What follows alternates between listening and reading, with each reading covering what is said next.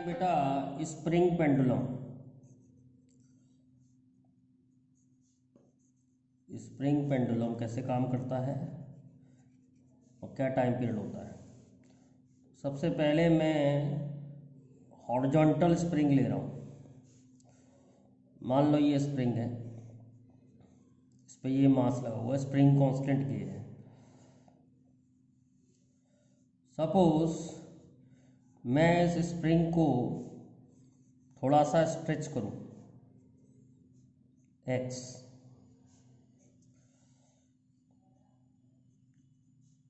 Spring जो है एक फोर्स डेवलप करेगी अपोजिट टू डिस्प्लेसमेंट। तो बेटा स्प्रिंग फोर्स जो होती है वो होती है -kx।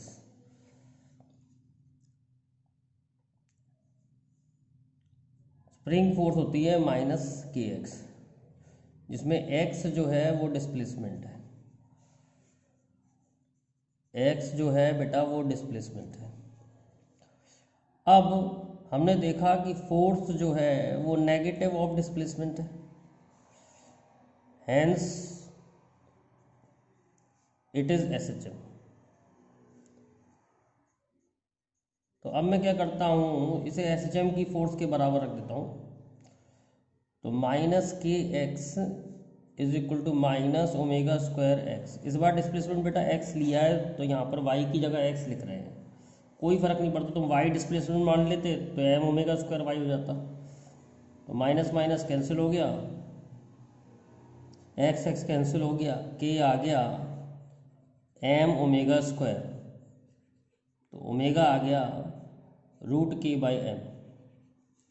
टाइम पीरियड का फार्मूला होता है 2π/ω। टाइम पीरियड आ गया 2π√m/k। तो हमने देखा कि स्प्रिंग पेंडुलम का टाइम पीरियड ग्रेविटी पे डिपेंड नहीं करता। लिख लो इस बात को, time period of pendulum, time period of spring pendulum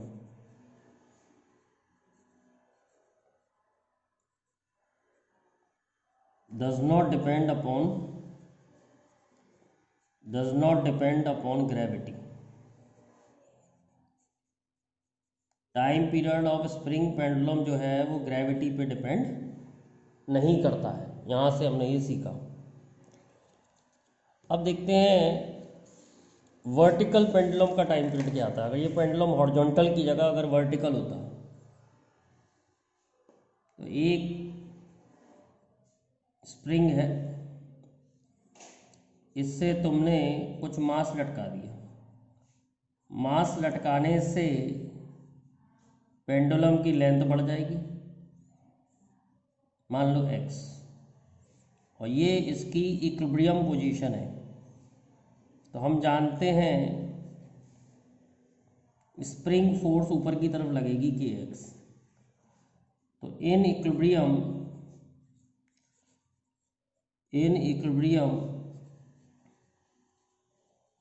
mg is equal to kx हो जाएगा। तो m/k की वैल्यू आ रही है x/g। अब हमने क्या किया, इस पेंडुलम को इक्विलिब्रियम पोजीशन से थोड़ा और डिस्प्लेस कर दिया, मान लो y। तो अब स्प्रिंग कितना खिंच गई, एक्सटेंशन ऑफ स्प्रिंग अब कितना हो गया, एक्सटेंशन ऑफ स्प्रिंग अब हो गया x + y। तो स्प्रिंग की फोर्स अब ऊपर लगेगी और वेट नीचे लगेगा। तो हम ये निकालेंगे कितनी फोर्स रीस्टोरिंग है या कितनी फोर्स से SHM हो रहा है। तो F - mg। तो स्प्रिंग की फोर्स हो जाएगी k x + y। ये स्प्रिंग फोर्स है। नई स्प्रिंग फोर्स हो जाएगी k x + y - mg। तो ये नेट रीस्टोरिंग फोर्स है। तो ये आ गया बेटा k x + k y - mg। ये हम पहले ही देख चुके हैं, ये बेटा हम पहले ही देख चुके हैं कि k x और mg इक्वल है। तो k x और mg कैंसिल हो गए, तो एफ नेट जो आ गया वो आ गया के वाई। तो स्प्रिंग फोर्स जो है के वाई के बराबर है, तो फोर्स जो है वो प्रोपोर्शन है डिस्प्लेसमेंट की, तो इसे हम एस एच एम की फोर्स के बराबर रख देते हैं। बेटा मैग्नीट्यूड रखा है बस, एम ओमेगा स्क्वायर वाई। वैसे तो ये फोर्स नेगेटिव ही है, ऊपर की तरफ है, ऊपर की तरफ नेट माने तो नेगेटिव मान रहे हैं, डिस्प्लेसमेंट के अपोजिट है तो नेगेटिव ही है। फोर्स डिस्प्लेसमेंट के अपोजिट है, हमने इसे नीचे खींचा है, स्प्रिंग फोर्स इसे ऊपर ले आ रही, तो फोर्स डिस्प्लेसमेंट के अपोजिट है, चाहे तो नेगेटिव साइन लगा लो, और अगर नहीं साइन लगा रहे हो नेगेटिव तो मैग्नीट्यूड इक्वेट कर लिया हमने, तो वाई और वाई मैग्नीट्यूड इक्वेट कर लिए, ओमेगा आ गया रूट के वाई है।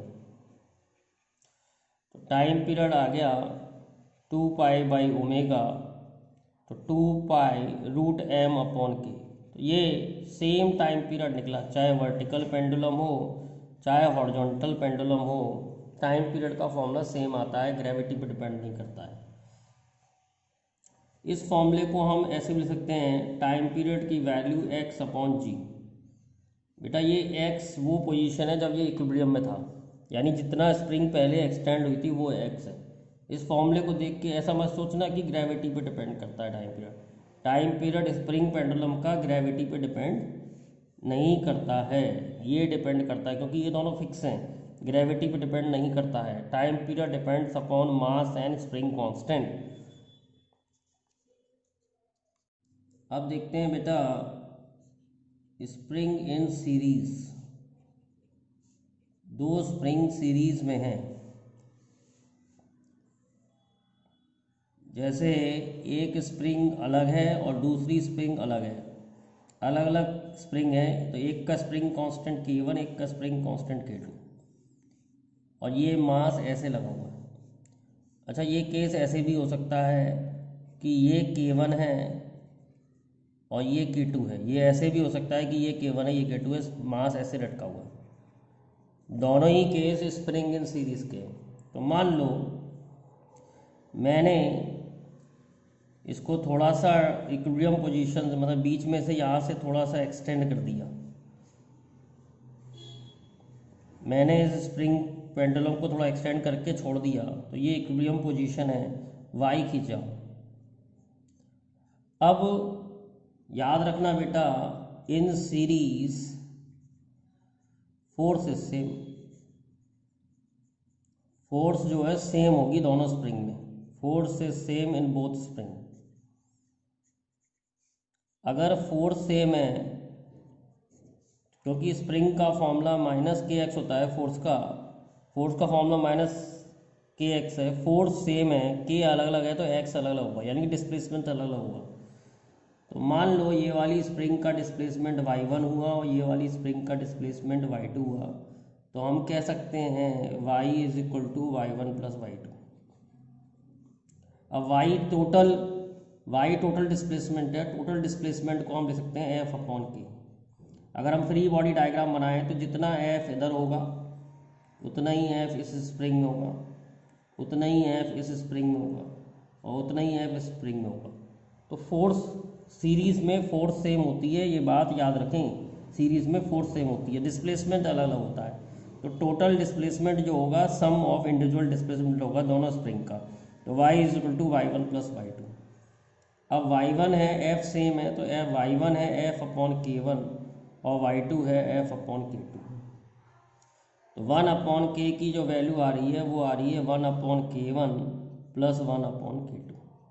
तो ये स्प्रिंग कांस्टेंट हो गया सीरीज में, तो k की वैल्यू सॉल्व करोगे तो ये आ जाएगा K1 K2/k1 + k2। अब टाइम पीरियड का फार्मूला है 2 पाई√m/k, तो इस केस में टाइम पीरियड का फॉर्मूला हो जाएगा 2 पाई√m, k की जगह K1 K2/k1 + k2। अब देखते हैं बेटा स्प्रिंग इन पैरेलल। दो स्प्रिंग पैरेलल में, जैसे एक स्प्रिंग K1 है एक स्प्रिंग K2 है, और इससे एक मास लगा हुआ है, सपोज हमने इसे थोड़ा सा नीचे खींचा,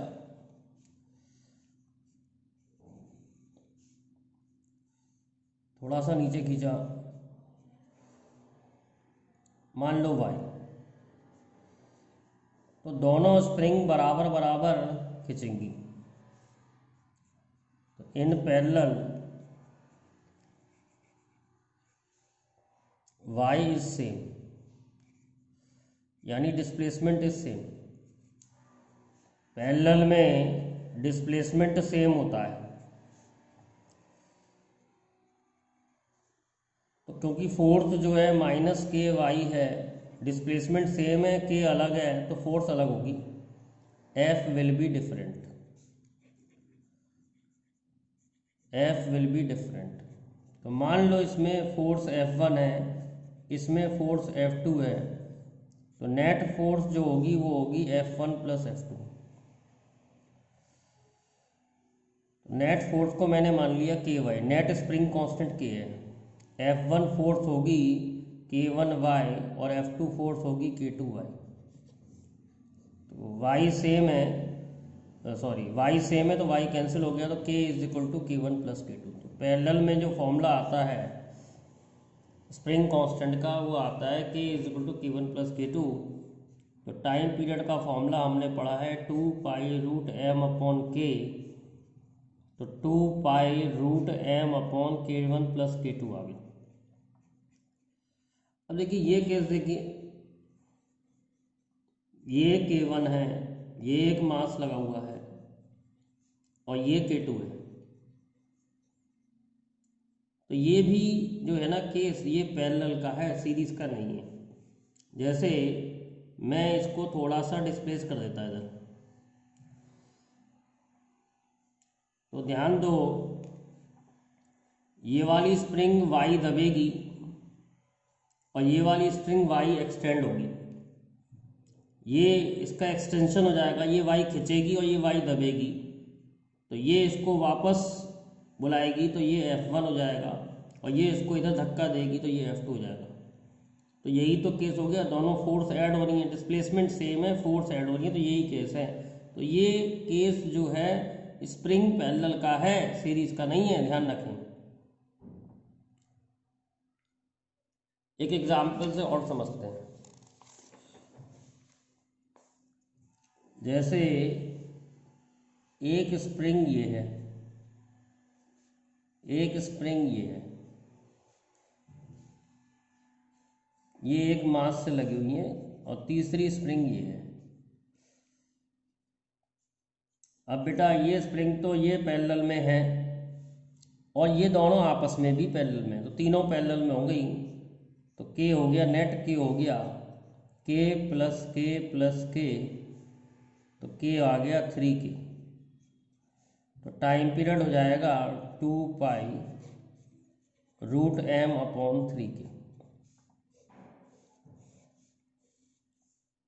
एक केस ऐसा देखते हैं, ये एक स्प्रिंग है, ये एक स्प्रिंग है, और इनसे मिलती जुलती फिर एक स्प्रिंग ये है, इसका निकालना है टाइम पीरियड, इस एग्जाम्पल में टाइम पीरियड निकालना है। तो ये के हो गया बेटा, ये भी के है, माना एक आइडेंटिकल स्प्रिंग है, तो ये दोनों आ गई बेटा पैरेलल में, तो के डैश हो जाएगा पैरेलल के लिए के प्लस के, यानी कि 2k। जैसे रेजिस्टेंस में सॉल्व करते हैं ना, वैसे ही सॉल्व करते हैं, बस फॉर्मूला ही उल्टा है। ये वहाँ पर सीरीज का होता था, यहाँ पैरेलल का फॉर्मूला है, तो k और k 2k आ गया, फिर 2k और k सीरीज में आ जाएगा, तो 1 अपॉन के डबल डैश ले लो, 1 upon 2k plus 1 upon k, तो 1 अपॉन के डबल डैश आ जाएगा तुम्हारा 2k एलसीएम 1 प्लस 2, तो के double dash net spring constant आ जाएगा 2k/3। और टाइम पीरियड का फॉर्मूला हमने पढ़ा है 2 pi root m upon k, तो k की जगह k डबल डैश, तो टाइम पीरियड का फॉर्मूला आ गया 2 pi root m upon 2k/3। तो फाइनल फार्मूला आ गया time period 2 pi root 3m/2k। तो स्प्रिंग के सवाल ऐसे सॉल्व करते हैं। देखते हैं बेटा स्प्रिंग पेंडुलम से रिलेटेड एक इम्पॉर्टेंट इंफॉर्मेशन।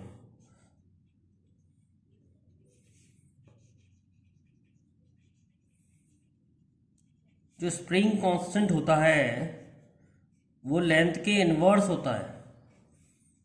यानी अगर लेंथ कम कर दी जाए तो स्प्रिंग पेंडुलम जो है उसका के बढ़ जाएगा, अगर लेंथ हाफ कर देंगे तो के डबल हो जाएगा। तो मैं एक ऐसी क्वेश्चन कराता हूँ जिसमें लेंथ चेंज करते हैं। एक क्वेश्चन देखते हैं। Time period of spring pendulum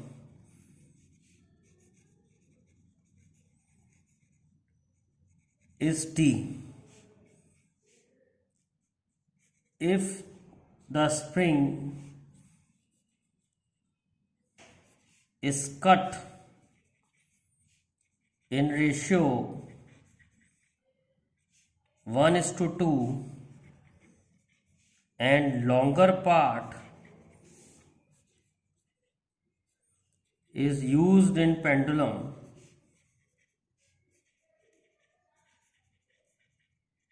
find new time period।